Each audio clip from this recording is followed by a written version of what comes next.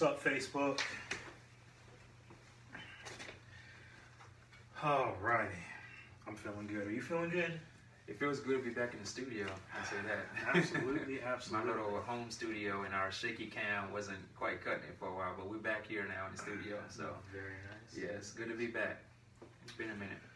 Well, welcome back, you guys as well. Thank you for everybody who has gone back and looked at our videos and who's followed us. Each time we post one of these videos, we get a couple more followers, and we're really glad about that. Kind of, we said in one of our first episodes, we're really doing this hoping to be able to reach out to disciples, non-disciples, just anybody and everybody, and give some good steps, some things that people can do to put into practice the things spiritually that we're learning. Yep, exactly. So that's what we're trying to do there. I believe today you wanted to talk about some of the things that were going on in the news. Yep. So this will be our first episode covering real world events. So I'm really excited to have this discussion. Everything we've talked about has been relevant and been great. But we also recognize that at the end of the day, you know, for both our listeners and for ourselves, we recognize that there's a lot of things that happen in the world, and sometimes we're not sure how to respond to it. We're not sure how to talk about it and things like that. So today we're going to be talking about the incident that happened in New Zealand, which was a terrorist attack. A shooter there, I don't recall his name, and that's probably not the most important detail anyway, basically opened fire in a mosque in New Zealand and killed dozens of people. So obviously, you know, people are calling it what it is. It's a hate crime, and people are calling it that. Hate crime, terrorist attack. Either way, it's a tragedy. It's a human tragedy, you know, and there's a lot of different things that call it, but at the end of the day, he killed a lot of innocent people, and most likely was targeting their religion and their race. And it's a big deal because this kind of thing is not an isolated event. We've been seeing a rise in these kinds of events happening all over the world, including America.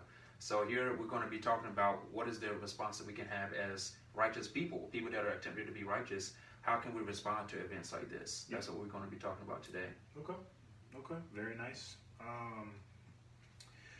We're going to, we just gave you a little bit of details specifically on this event. The things that we're going to be talking about today are also going to be good for other events, not just this one incident, but really I'm going to talk about three specific responses. I believe Devante's got a response or two. You know, we're going to give a little bit of opinion and just kind of how we deal with things. But really for any kind of hurt, any kind of travesty, attack, anything of that nature, not just for this isolated events. Some of these things could be used. Yeah. You want to kick it off? You want me to kick it off? You can go for it, man. All right. Well, took some notes here. The first response that I wanted to talk about is something that happens in 1/3 of the Bible that we don't really talk about a lot, which is lamenting, or the word lament. It means to mourn or to grieve passionately. Often associated with, you know, when somebody loses a child, or it's talked about a lot in like grief share classes and different things where people are really having a hard time getting over, and not getting over, but moving forward from their pain that they're feeling in their mourning and in their grief. And again, it's, you know, 1/3 of the Bible, the majority of Psalms, a good portion of Proverbs, Song of Songs are all talking about mourning and grieving and regret and pain. The entire book of Lamentations. The whole book of Lamentations. Joe, tons and tons of books are just, you know, really people's stories on how they dealt with their pain, their grief. And it's something that, because it's not fluffy, we don't really talk about a lot. I feel like, especially in churches. Exactly. But I feel like that's probably the first appropriate response to something of this magnitude. where, you know, you truly have, we weren't at war. It wasn't, and I'm glad you brought up the, you know, the race and the hate crime with the religion and race there. But one of the things is, like, you know, this wasn't just a, you know, a white versus Muslim thing, but like it covers all racial things. Like, the majority of terrorist attacks on Muslims are from other Muslim religion, like from other Muslims. And really, it's just kind of one of those things that you got to think about. Like, this is not a war. This wasn't like some cell that was like trying to hide the fact they were putting together bombers or anything like that. It wasn't some secret things. Like, this was their safe space. This was their safe zone. It's a mosque. It was a mosque. This is where they're supposed to be able to go and, you know, and say, you know, I want to practice my religion. I want to practice my beliefs. And this is an area that I'm supposed to be able to operate and do that in. And so for somebody to come in and attack in that situation, there's no excuse. There's no justification. There's nothing you can say that makes that okay. Absolutely. It's just, you got to call it what it is, and it's just murder. Yeah. It's real. And so with that, grief, mourning from the people who were there, from the people who were family related. But like you said, it's not just happening overseas. It's not just happening in like, it's happening right here. Exactly. And so that's one of the things that we've got to figure out, and we've got to be able to mourn and grieve with people. Exactly. And on the flip side, that is something that is a great response to have, but unfortunately, most people's response to that is, you know, next webpage, you know, like typically, unfortunately, things like this become just a headline online, you know, for people that are far removed from the event, you know, people in America or other countries. We say a headline, we're like, oh wow, like that happened, but then 5 minutes later, we're on the next website, not even thinking about it anymore. So it didn't happen to me. Exactly. So there's distractions, and there's also this disassociation with that, because for people that don't identify with the Muslim faith or with anyone in New Zealand, and maybe they didn't have any family or anyone that they knew there that was affected by it directly, and they themselves weren't affected by it, then it's just, it doesn't mean anything to them, you know? Their natural response there is to kind of forget about it and brush it off. But how many times do you think people actually sit there and actually say a prayer for those people? That could be a good response. Mourn with those who mourn, you know? Like, even if you weren't directly affected by it, having time to just try to empathize with those people and try to see, wow, like, this is how they could be feeling right now. The people that were affected by it, the victims and the families of the victims and things like that, and just taking that time to think of them and like pray for them. That's a much better response to have, because now we're actually in unity and we're actually showing love. You know, and I'm sure we'll get to some other responses later, but that's a good way to kind of like have a righteous response, is by taking the time to understand the mourning of those that are suffering, and then being willing to say a prayer for them, or even reach out to somebody that you may know that could have been affected by it, you know? So that's just a thought. I think that's, it says a lot about your heart too. I know that's something that I constantly have to work on. I'm kind of on the other side. When I first heard about the shooting, my initial response and my initial thought was like, that's like New Zealand's known for a happy, like, that's where people shoot movies and scenery, and like bad stuff doesn't happen, which is true. Like, I think New Zealand's got like super low like murder rate. But then I talk to people, like, you know, that's one of the things my dad, like, empathizing and feeling what other people feel is something that he's really good at. My sister's really good at connecting with people on that. And I think that, you know, it's a heart issue that I hope to get to, because we were talking earlier with Lazarus. Lazarus died. Where John 11:35. John 11:35. Thank you. It's one of the most quoted scriptures and shortest. So it's the shortest scripture, and like, it's used out of context all the time. But Jesus wept.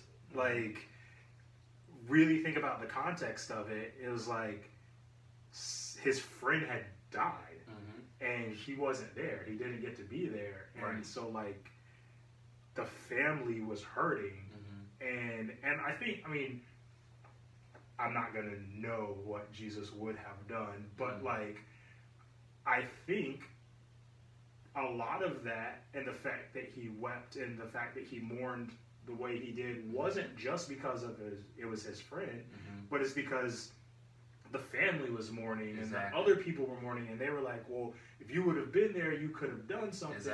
And like, his sister said so that. like he was feeling not just his pain, but their pain. He was connecting to them. Exactly. The definition of empathy. You know, he could have snapped his fingers and be like, "Oh, my bad. Like, let me go ahead and raise him from the dead." But he took the time to mourn, walk with them, and then he raised them from the dead after the fact. But he took the time to share in their emotions, and have empathy towards them. And he was moved to the point of tears from that. You know, and that says a lot that even Jesus would do that. He's somebody. He's the Son of God. He could do anything. But the fact that he still took the time to show raw human emotion. That's a great example for us to have empathy towards others also. Exactly. A second, and this is in no particular ranking of appropriate emotions. Yeah. These are just the 3 emotions that I picked that I thought were good. Right. A second emotion that I think is appropriate is anger. And people seem to be really good at that one. Yeah. But no, I mean, honestly, anger gets a bad rap. I know that in the past I have, and a lot of people kind of associate anger with sin, or being like borderline to it. And yes, it can be, but it's not the anger itself. It's usually what people do with their anger. Right. That becomes sin. Ephesians 2, 26, Paul says, be angry, but don't let your anger cause you to sin. When a situation like this happens, you can get angry.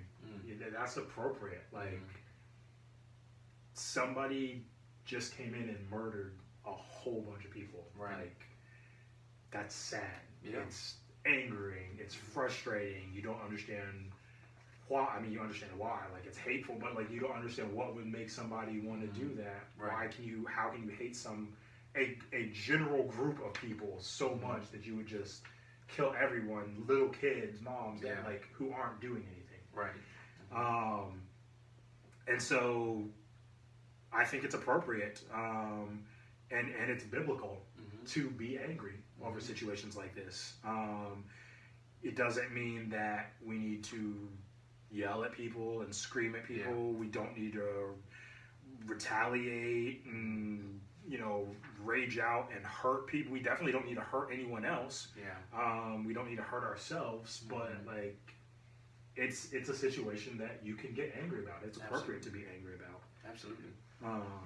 It's all about how are you manifesting that anger. You know, like, online, social media is not the place to air that out, because that's just going to lead to a lot of fruitless arguments. Exactly.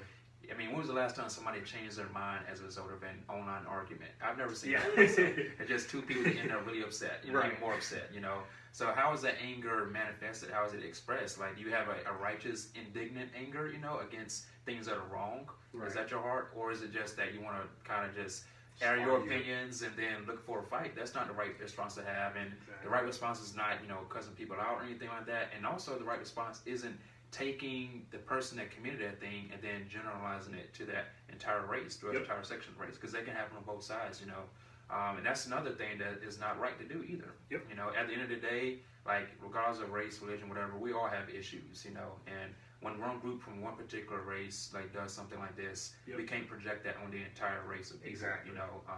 So I think that a good way to positively express that is by having righteous conversations with people. Like, hey man, did you hear about this? Like, it's unacceptable. And then finding time to pray. Like, anger can express itself in many ways. There's a lot of negative ways, but then there's also positive ways where you just get so indignant that you don't stand for that, and then you're willing to love people. You're willing to have love to conquer hate, So instead of lashing out in hatred and things like that, then what you want to do is actually show love to people so that they don't feel the need to do things like that, like the man did, So I know one person isn't going to necessarily prevent that from happening again, but at the end of the day, the way that you treat people, if you make that something that's so, I guess what I'm trying to say is that if you kind of have the mindset that when things like this happen, you're not going to let the opportunity go by to show people love. Yep. That's a good response to have, you know.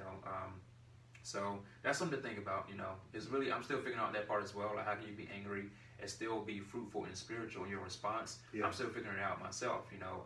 But there's a way to do it. There's definitely a way to do it. Absolutely. I mean, there's a lot of examples in the Bible that, you know, even Jesus, you know, he got indignant with the tax collectors and everybody and the Pharisees, but also in the temple, like Jesus overturned tables, you know. That was, you know, I'm not saying go overturn tables or anything like that, but there's ways that, you know, you can be indignant about the right things. That's the key, is be indignant and angry about the right things, you know. And this is definitely something to be angry about, but there's a positive way to express that, you know, and to express your response to that. Yeah. I'm actually really glad you used that example. Yeah. we didn't even talk about that. Yeah. But I was reading something, and it was talking about what I was reading wasn't necessarily like on the solely spiritual side of things, but it was talking about the reason, or a reason for anger, is that, you know, your heart rate goes up, your blood starts pumping, and it gets you physically ready to do something. Yeah. And kind of like we talk about, you know, at churches, they're always like, go, that you have to have that action. Right. Anger is appropriate when it leads you to do something about it. But you want to make sure that what you do is appropriate. Right. So if I'm angry because of this and I don't know what to do with all my emotions, so you know what? I'm going to go to New Zealand, I'm going to help rebuild. Or I'm going to... Positive actions. Without anger, and not just anger, but without the emotion that causes you to do, then we're all just going to be apathetic. We all just sit here and go, oh, I feel sad for those people over there. Right, and that's why anger is a good response, because it prevents that. It prevents that apathy. You know, where it's like, oh well, like that. You know, that's unfortunate, but there's nothing I can do about it. So I'm just going to go about my life. But what if you get angry at the idea of hatred? You know, you're so angry at the idea of hate because clearly this man that did this, he was driven by hate and racism and things like that, and just utter like the worst parts of humanity. You know, just the hate of another group of people. So what if you just get so angry at that you're not even going to allow that to enter your heart? You know, you say like, you know what? I'm not going to allow hate to have a foothold in my heart. If I feel a negative way about other people, I'm going to make sure that I repent of that I search that in my own heart, and make sure I don't have any bias or prejudice towards any other group of people. And if I do, I'm going to be so bold to go and like get help for that, and to actually talk to somebody and say like, hey, this is what I feel about this certain group of people here. Can you help me in my heart to repent and to help me to like not see them this negative way that I see them? So imagine that, if people just get so angry at the idea of hatred that they don't allow any hint of it in their hearts or the hearts of others as well. And so that also means confronting people. If you hear somebody say like a negative comment about another group of people, like that would be a good time to peacefully but firmly confront them as well, to ensure that they don't allow that hate to build up in their heart, because sometimes it comes out. You know, you can tell sometimes, like even when people make jokes and things like that, like you can tell when somebody has a little bit of like negative feelings towards another group of people. So, you know, another good response to have is that to not tolerate when people say certain things, because that betrays what they have in their heart. Like out of the overflow of your heart, a man speaks. So if you even hear somebody say something, it's like, you know what, I'm going to stop this right here. You're like, I'm going to have a talk with this person, a conversation to let them know that what they said betrays what's in their heart, and they need to deal with that. You know. No, I agree. So before we move on to our next one, I made some notes here. I wanted to write down, allow room for anger. I wouldn't say we should be surprised for it. Like, stuff is going to happen. It's going to make us angry. That's okay. Allow for that space. When injustice is done, be angry, embrace it, and then do something positive with it. Exactly. Yeah, a great way to sum that up. The third one that I wanted to talk about was mindfulness. And we talked about that kind of intermittently with the other two as well. But we just need to be aware. I know I said earlier, like for me, it's easy for me to kind of just turn off and just be like, well, it's not happening to me, so I'm not necessarily even aware that it's going on. I think with what was going on in New Zealand, like I was at work and then I had to go out of town and I did something else, and like so I didn't find out about it until like the day after. I came back and somebody's like, "Oh, hey, did you hear about this thing?" Like, but we just need to be mindful that other people are hurting and that other people are witnessing and feel injustice done to them, and we need to be able to empathize with them. Right. Absolutely. I think that lamenting and anger are a little bit more personal. Like when something is done to you, those ones are easier to do. But mindfulness is also just as important. Right. And it's kind of one of those things. My mom actually does a really good job with mindfulness. She does it in a joking way, but like if somebody cuts her off in traffic, or if somebody's doing something crazy, or you know, and like somebody else in the car like responds, she's like, "We don't know what's going on in their car." Like, and it's true. It's like you got to be mindful. That's like, true. like yes, this person is delaying me from doing what I need to do, or you know, this is hurting me, or that's hurt. But like, I don't know what's going on in your life if I haven't talked to you. Right. Like, I need to be mindful that like maybe you're hurting, or maybe you're angry, or maybe you're lament, like whatever. Right. And I need to, you know, like we said with Jesus earlier, be mindful of the fact that other people are hurting and take the time to feel with them. Right. Exactly. And ultimately to love them. Kind of on the point that you were just talking about like, you know, don't even get like being angry at the hatred, but I wouldn't even say get angry at hatred as much as like just be the opposite of hate, which is love. Exactly. And just I don't have space and room for hatred because I just love so much. Exactly. And that's a great way to battle that hatred, you know. So yeah. Somehow that's connecting how like anger. Okay. Phone call interruption. Yep. Yeah, we figured that was going to happen. We almost made it through. Yeah. But yeah, like that's a great response. Like the best way to battle hatred is by having love, the opposite of hate. You know, so love overcomes hate. You know, and there's no room for both. You know, so I like that idea. And being mindful is good because I gotta confess, like I didn't really read the full details of this until we prepared for this podcast. You know, but sometimes in order to be mindful, you have to be aware of what's happening. I heard about it, but I kind of fell into this other section of my brain. It's like, okay, that happened. But I didn't take the time to see like who were the victims, how were they affected, and things like that. You know, like I just heard about an attack in New Zealand. I didn't realize before I did more research that it was on a mosque, and Muslims were affected by it. You know, so how can you be mindful if you don't even know who's been affected by the things that are happening around you? So we had to have our eyes and ears open to the plight of others as well, and that's one of the ways that we can be mindful of them, and then be able to have these other two responses of grief or lamenting, and also that righteous anger. So all three of these are connected. Absolutely. One of the guys I was talking about, I read something earlier. Craig Greenfield. He's written a couple of books. He's got a blog. He's done some radio and TV stuff. But something that he wrote on the topic, he said, "Lament and anger immerse me in the hurt and the pain of the situation, but mindfulness of God's presence being with me lifts me out of the situation." And I think that all three of them are important. You need to be immersed in the hurt and the pain, and you need to feel it, you need to own it, and then you need to focus on God and that He's still there, and He'll get you out of it and help you move forward. And also you can ask yourself, how can God use me to comfort those that are suffering from this, whatever is happening? Like if you're not directly affected by it, how can God use me? What would God want me to do to the people in my life to help comfort them? Absolutely. All right. Great talk. So that's it. I mean, those are the three responses there. We talked about a real world event, you know, with the attack on the mosque in New Zealand.